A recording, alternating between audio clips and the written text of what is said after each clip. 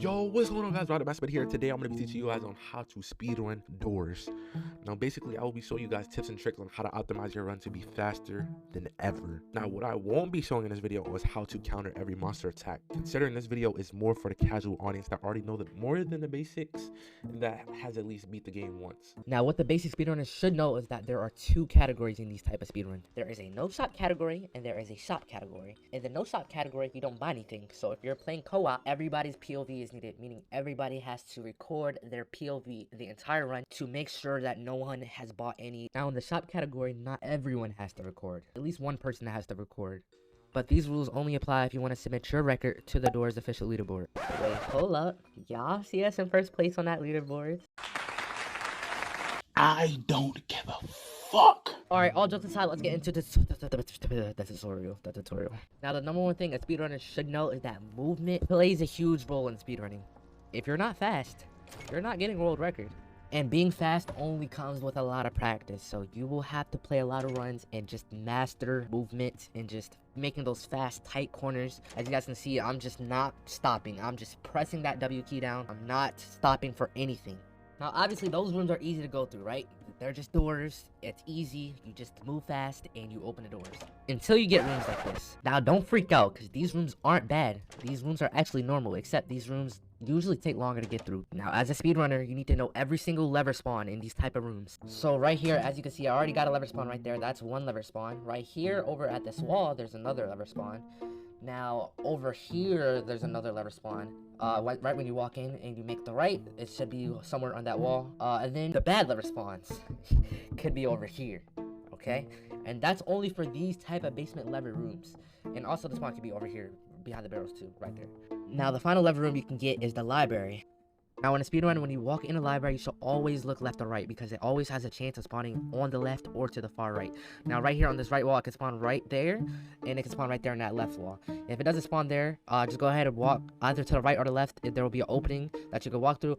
There could also be a lever spawn right there, which is spawned there for me. There could also be a lever spawn right there, which that is a good lever spawn too.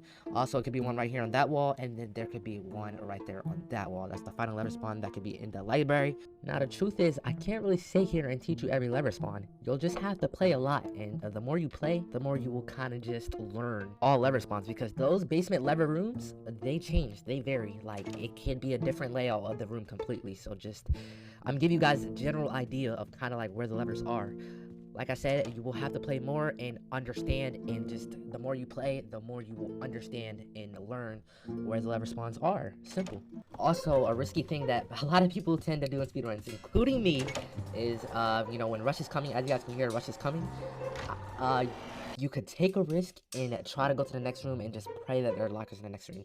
Because if you can make it to the next room, it will save just a little bit of time. It might save 5 seconds. But yeah, that wrist thing is something you don't really have to worry about too much in the speedrun. Also, just look right there of how I just curve that corner. And that right there is a prime example of maximizing and just perfecting your movement for the best possible run. Also, one really important thing that I feel like I really didn't talk about is how RNG plays a huge part in this game and speedrunning.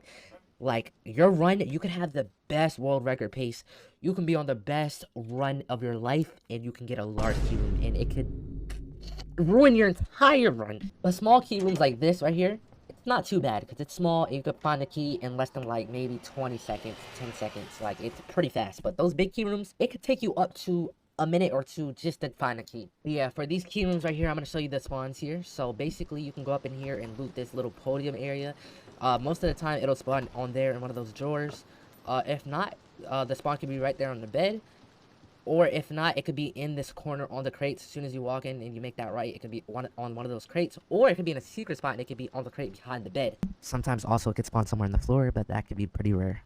Also, it could also spawn outside of the room. If there are drawers outside of that room, it could spawn in one of those drawers outside the room. But yeah, like I said, like each run, these rooms could look way different. It could be like the same thing, right? It could be the same room, but it could look different. Like some furniture can be changed around, and there could be different key spawns. Like usually, like with that room, there's a fireplace in that room, and a key could spawn like under that fireplace. Like, it could be way different. It could look way different. But like I said, just watching speedruns and playing speedruns, you can learn a lot. Okay, you can learn all the key spawns. Just watch more speedruns, play speedruns, and just do that. Another thing that you need to learn as a speedrunner is the room layout, right? So basically, you need to know if a room is a key room or not. Like right here, as I walked in the room, as you can see, there are doors on the wall. There's like 2 doors and there's 4 rooms in each corner. That's a key room. Every time that there are rooms inside a room, it's a key room. So as soon as you see those rooms, do not waste time. Just look for keys. No matter what, don't even check if the door has a lock on it. Just look for keys right away because you know that automatically it's a key room all the time. 100% of the time, it's a key room.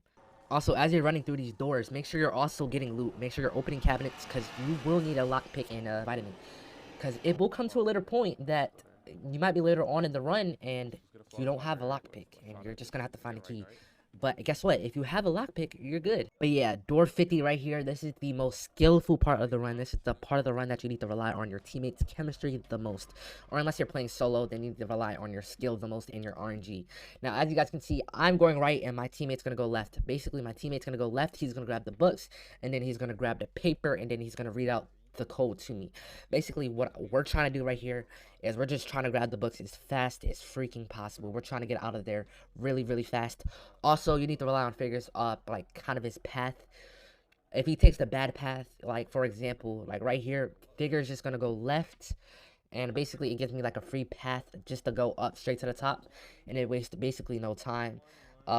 Basically sometimes like Figure's path is pretty much RNG. Like he could take a weird path, like he could block you off, like he could like just, you know, it's RNG. Okay, it's RNG. You just have to pray that Figure is not being a cuck, and you just gotta pray. Okay. Also, if you're playing co-op, you need to make sure that your teammates are up by the lock with you. You need to make sure that they're up with you.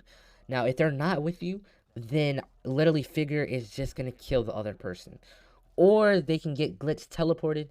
But ideally, just wait for your teammates to come up at the top with you to like near the lock, just so they can get through easy. Because if they don't, then Figure can easily kill them. Like you could literally die. So yeah, as you guys can see right here, my teammate is just reading the code out to me, and I'm just typing in the code, and we're out of there fast in less than a minute. Now, basically, after library, I mean, it's the same thing as what it was from 1 through 50.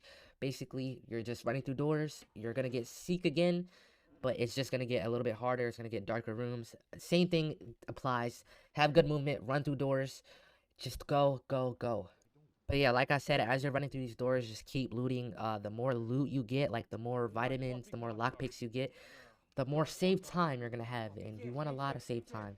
Also, once you get to door 100, I'm going to teach you guys a strategy right here. So basically, as you guys can see, I'm in the Figure cutscene. Basically, once you get out of the Figure cutscene, you can run straight past them. You can run straight past them, go up the stairs. It saves a lot of time.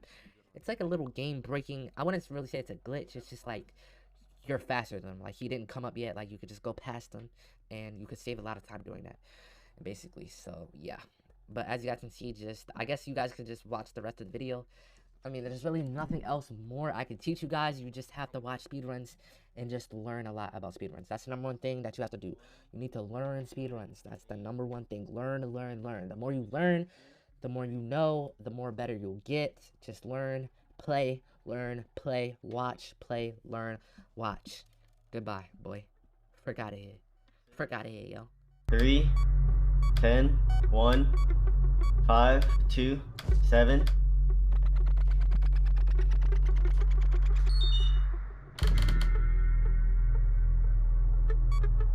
7, 6, 1, 10, 2, 9.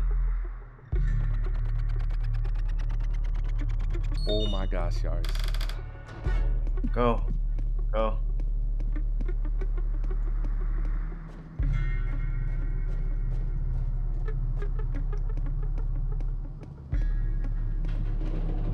Yars, holy fuck, bro.